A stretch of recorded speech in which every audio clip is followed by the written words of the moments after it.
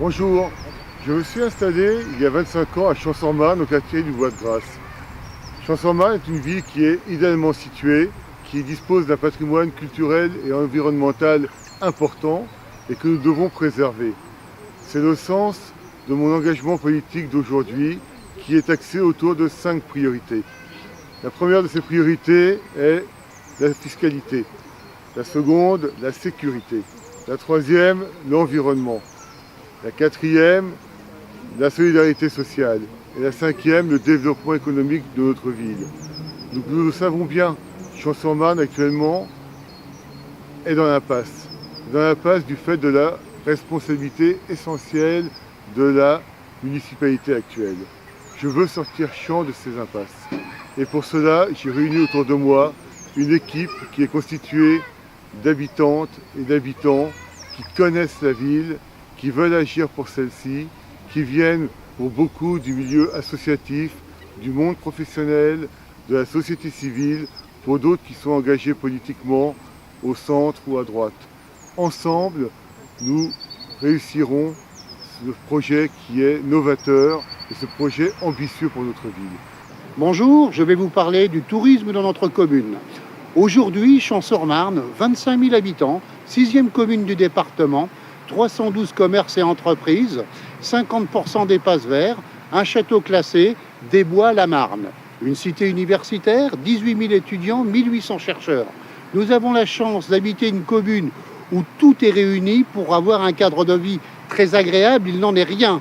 Ensemble, valorisons notre patrimoine. Créons enfin un office du tourisme en favorisant le développement des commerces de notre ville. Dynamisons notre centre-ville et nos quartiers. Nous comptons sur vous avec Éric Bitbol.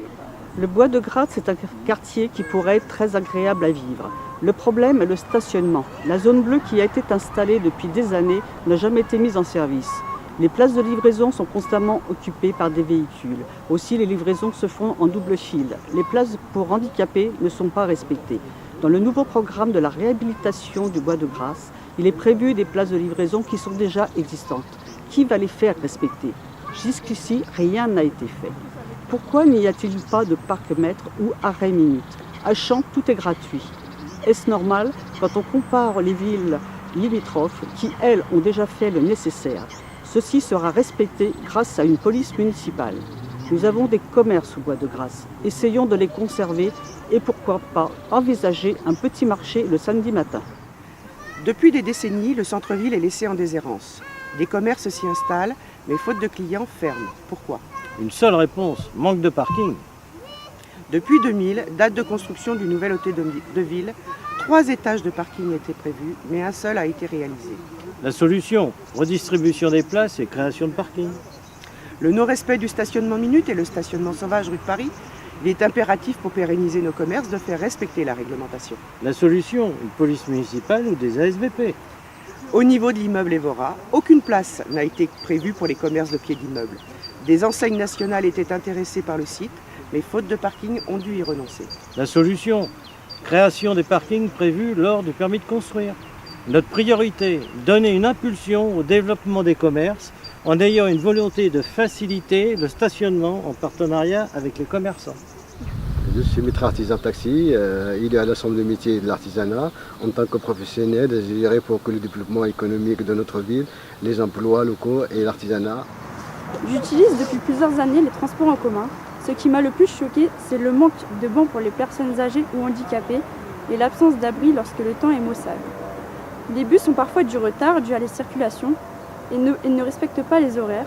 Cela entraîne de longues minutes debout et parfois sous les intempéries. La solution, mettre des bancs à proximité des arrêts de bus et prévoir avec le STIF la mise en place des abris bus lorsque cela sera possible. Or, la cité des cartes, Champs ne s'est pas développé en fonction des nouveaux besoins de la population. La municipalité communo-socialiste, qui dirige la commune depuis une trentaine d'années, n'a jamais initié de prospective urbaine respectant l'équilibre de chaque espace entre les activités, les logements, les équipements publics et son patrimoine naturel. Son idéologie l'a surtout confinée à prioriser le logement social, chaudron dans lequel elle puise son électorat. Il faut désormais une politique plus volontariste en matière d'urbanisme, intégrant une vision globale de développement du territoire. Je vais vous parler des finances publiques à Champs-sur-Marne. J'ai apporté un papier c'est la feuille d'impôts locaux. Pas de problème pour payer les impôts locaux. À deux conditions, c'est que ça soit bien réparti et que ça soit bien géré. Qu'est-ce que c'est la situation à Champs-sur-Marne? Aux impôts locaux, ils sont plus chers qu'ailleurs. Regardez, taxe d'habitation, 17,95, c'est 14,7 au plan national. La taxe foncière, c'est 27,8, c'est à peu près 18,7 au plan national. Et ça a augmenté depuis 20 ans de 15% pour la taxe d'habitation et même de 30% pour la taxe foncière. Alors nous, on prend un engagement. On n'augmentera pas les impôts locaux pendant l'ensemble de la mandature d'Éric Abitbol, alors même que l'État baisse les dotations aux collectivités locales. Qu'est-ce qu'on va faire pour ça? Eh bien, on va évidemment faire des économies là où c'est possible. Il n'y a pas de raison qu'on paye plus pour des prestations qui sont à l'évidence pas supérieures à celles qui sont disponibles dans d'autres communes. Donc on n'augmentera pas les impôts locaux, on mutualisera les dépenses lorsque c'est possible au niveau de la communauté d'agglomération et peut-être au niveau de la police intercommunale, la police municipale, si c'est possible, si on trouve d'autres collectivités. Et en tout cas, lorsqu'on arrivera aux affaires, on découvrira des choses, forcément on fera un audit, et sur la base de cet audit, on prendra des orientations citoyennes que l'on partagera avec chacun d'entre vous. La sécurité, c'est l'ensemble des mesures ayant pour but de garantir l'ordre public et la tranquillité sur le territoire de la commune, ou à limiter les effets des troubles.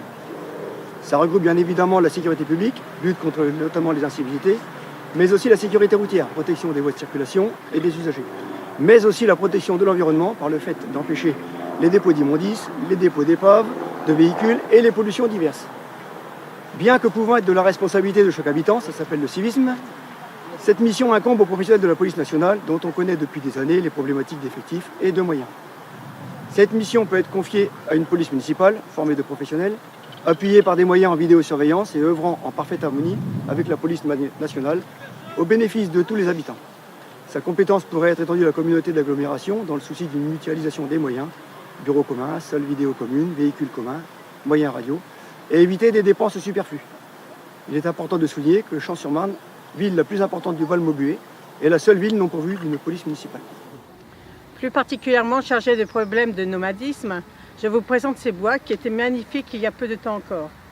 On s'y promenait en famille, en laissant les enfants jouer, courir à leur gré dans les allées. Certaines personnes venaient y faire leur footing. Au printemps, d'autres venaient cueillir du muguet. Le feriez-vous encore aujourd'hui? Ma réponse est non.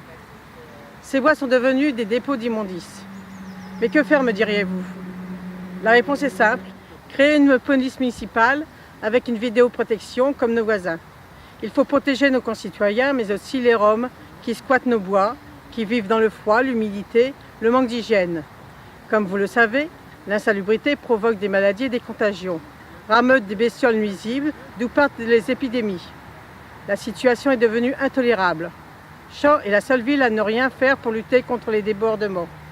Tous ensemble, faisons pour que notre cadre de vie redevienne une ville agréable.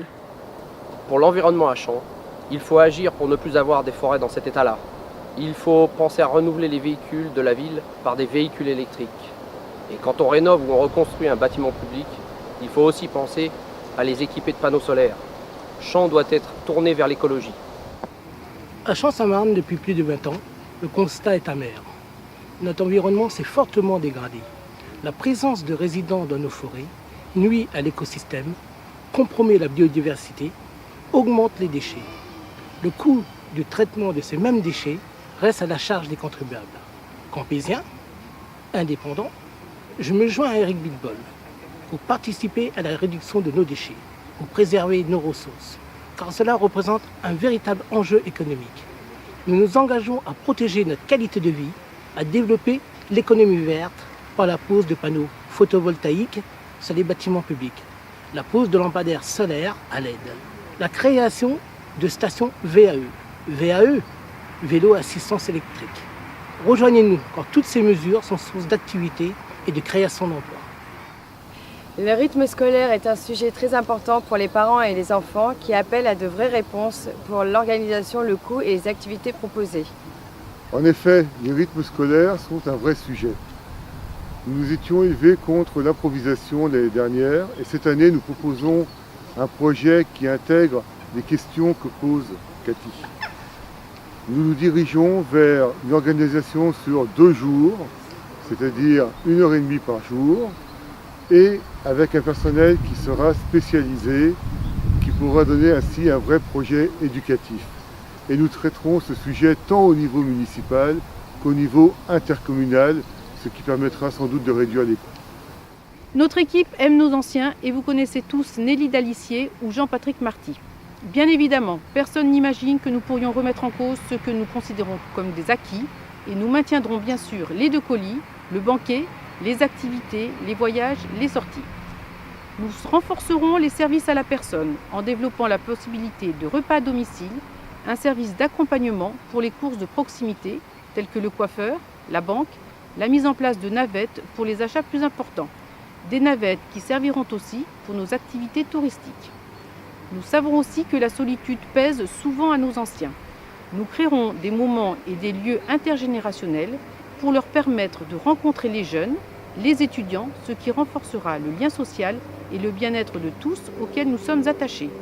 Un exemple, le 31 décembre, la mairie organisera une fête du Nouvel An en direction de tous et notamment des anciens que nous saluons affectueusement.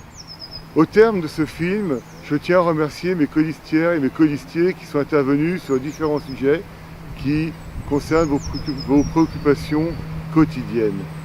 Je tiens à les remercier car ils s'investissent fortement et c'est grâce à eux que nous réussirons à sortir Champs, comme je le disais tout à l'heure en introduction, des impasses que connaît notre ville.